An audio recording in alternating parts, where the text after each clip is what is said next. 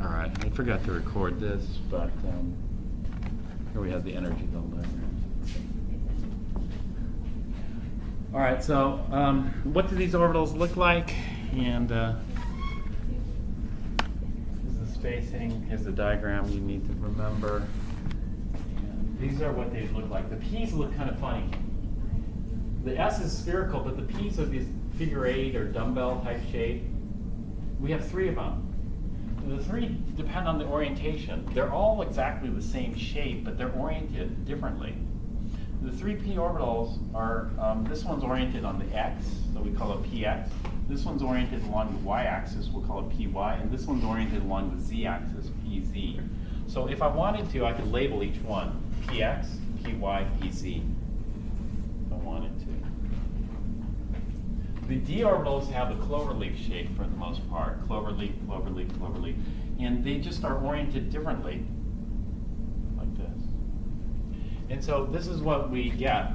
N tells us the energy.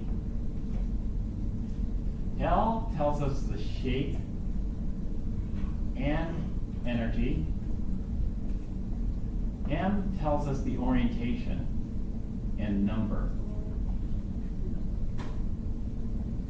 of orbitals. And so it depends on how many m values there are. So for example, here I have three m values, -1, 0, +1, so there's three orbitals.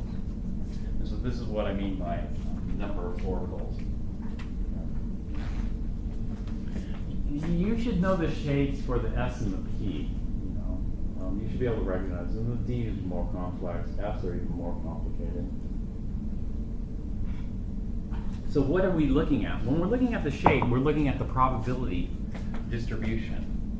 And you're looking at this and you go, that doesn't look like the dots I had drawn earlier.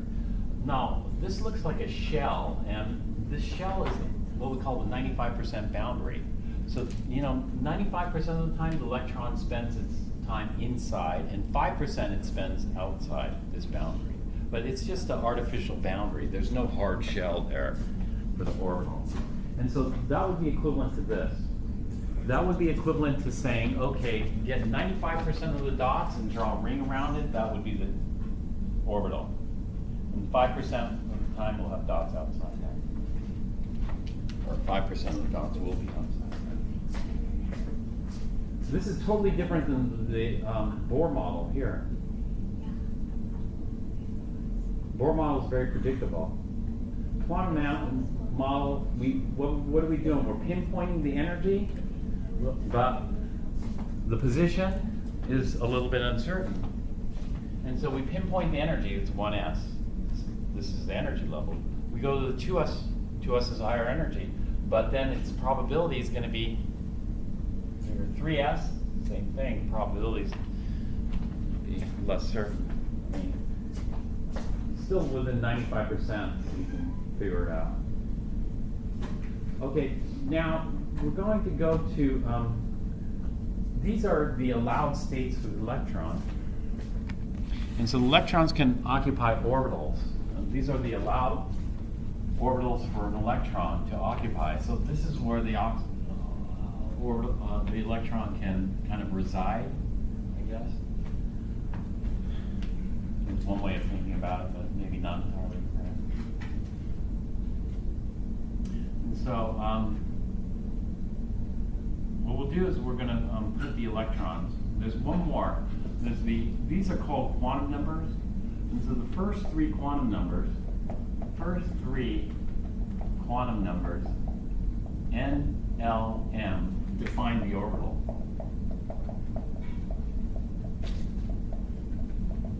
The fourth quantum number defines the electron in the orbital, defines what we call the spin of the electron.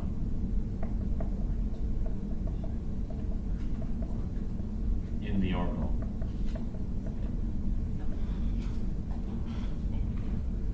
And so, like in the lowest energy orbital that's available for the electrons is 1s. So the electron will want to go in the lowest energy orbital here, 1s. And so we can put an electron in here. But there's something that we have to be aware of, and that something we have to be aware of is called the Pauli exclusion principle. Pauli exclusion principle.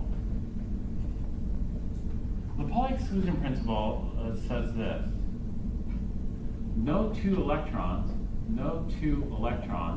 in an atom can have the same set of 4 quantum numbers.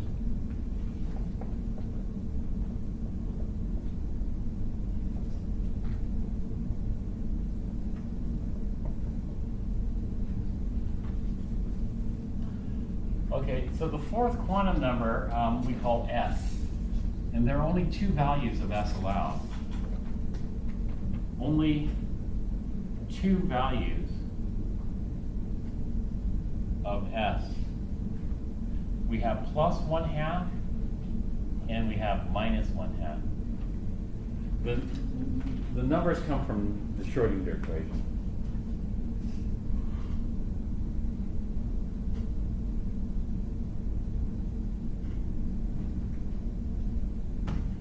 So we can think of an electron, this is a purely quantum mechanical thing. We can think of an electron as being like a mini magnet. The north pole could be pointed up, or the north pole could be pointed down. Like that. Depends on the spin. And so we're going to call one of those plus 1/2, the other minus 1/2. So this one we'll call plus 1/2. This one we'll call minus 1/2. And so rather than showing these as E minus, we're going to show the spin on this. And so let's put an electron here. And that is, an electron in the 1s orbital can have 2 orientations. It could be spin up or spin down. If the electron spin up, then what we call it is we call it 100 plus 1/2 electron. If the electron spin down, we'll call it 100 minus 1/2. That's it. There are no other possibilities. Let's go with a 3D. Let's say this is a 3D set of orbitals here.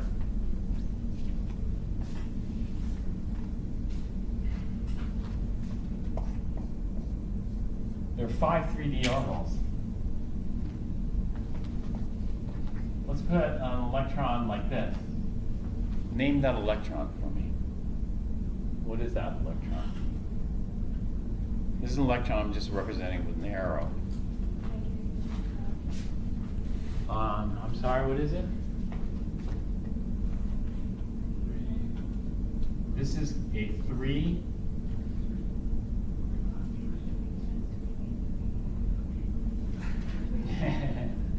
It's a 3, 2, 1. 3, 2, 1. Minus 1/2. You got it. 3, 2, 1 minus 1/2 electron. Good. Good. And so every electron in this diagram will have a unique set of 4 numbers. Let's do this one. What would you call this one? 3, 2. Yeah. This would be a 3, 2, -1 plus 1/2. Do you guys see that? Because each line has the first 3 numbers. So this comes about because this is a 3, 2, 2. This is a 3, 2, -1, a -2, -1. This is a 3, 2, 0. This is a 3, 2, 1. And this is a 3, 2, 2. And so each line has 3 numbers that define it. And the 4th number defines if there's an arrow, spin up or spin down. This is empty. This has 1 electron, spin up. This has 1 electron, spin down. So we add that 4th number to show that there's an electron there. Well, in an atom we have multiple electrons.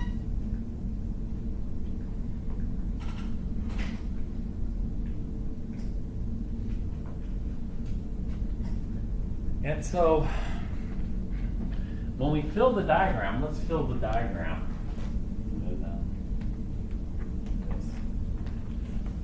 Let's say we have helium. Helium has how many electrons? Helium has 2 electrons total. And we're going to do the ground state, not the excited state. So we want to put the electrons in the lowest energy. Ground state means put electrons in lowest energy possible.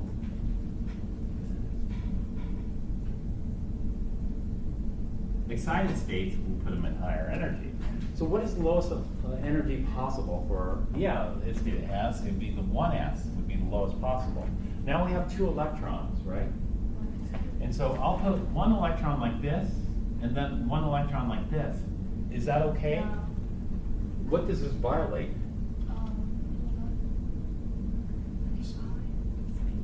This violates the Pauli exclusion principle.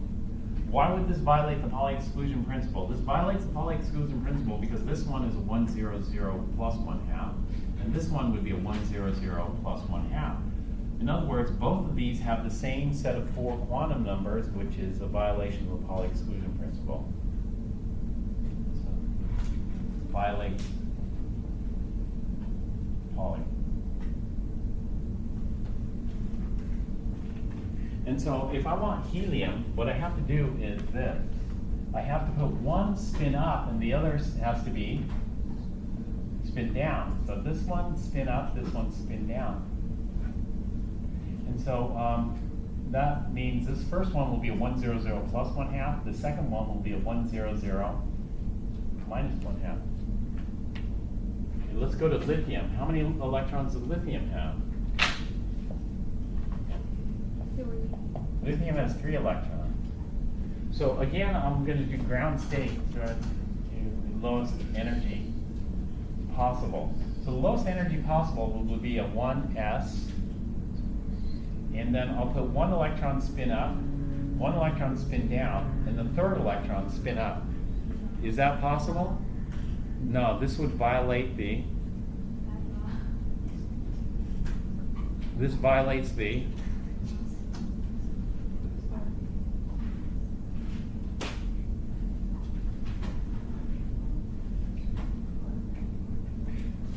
This violates the Pauli exclusion principle. The Pauli exclusion principle says no 2, well, I only have 2 here. And so the problem is we're only going to have a max of 2 electrons, per orbital. Otherwise, it's going to violate the Pauli exclusion principle. So the Pauli exclusion principle dictates there can be no more than 2 electrons per orbital. So let's redo that. And so I'm going to do this. I'm going to put a 1 spin up, 1 spin down. Now I have to go to the next orbital. The next orbital is going to be a 1p orbital. Is that correct? No, this violates what?